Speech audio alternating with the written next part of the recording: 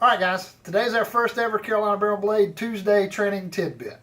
We're primarily a firearms training business, weapons training business. We train the key defenders. See the key defenders over there, Todd? Key defenders. We train knives over here, Todd. You want to look at the knives in the case? We do knife fighting training courses.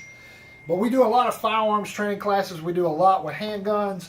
And I think one thing that we want to do is just offer some information. One of the first things we talk about when you come here to take any class, we're going to talk about deployment issues.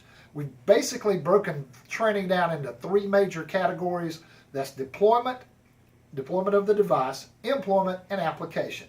The first one being deployment. Deployment's how you carry it, how you carry your gear into a situation.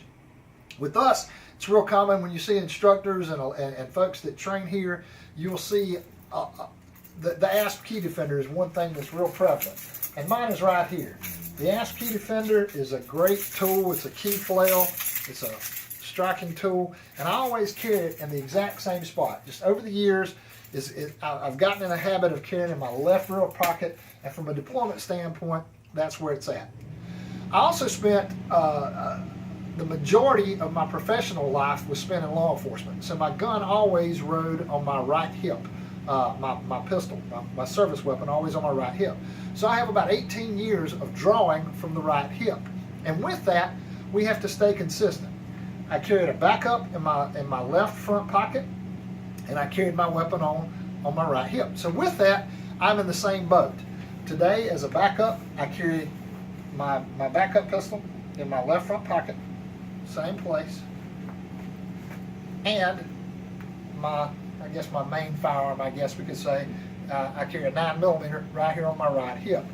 Reason being is, from a deployment standpoint, you want to carry your gear consistently in the same place. My knife has been carried in the same spot, once again, for years and years and years. Because what we found out through training, if something happens, you're going to reach for that spot. I think the guys get tickled at me because if you carry a gun in the small of the back, you carry one on your hip, you carry one on your ankle, we say you do the Macarena trying to find your gear when something goes wrong or something goes really bad.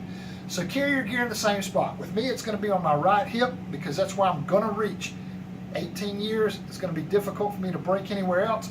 Also, many years of carrying it in my left front pocket as a backup. So that's today's Tuesday training tidbit. From a deployment standpoint, get in the habit of carrying your gear in the same spot.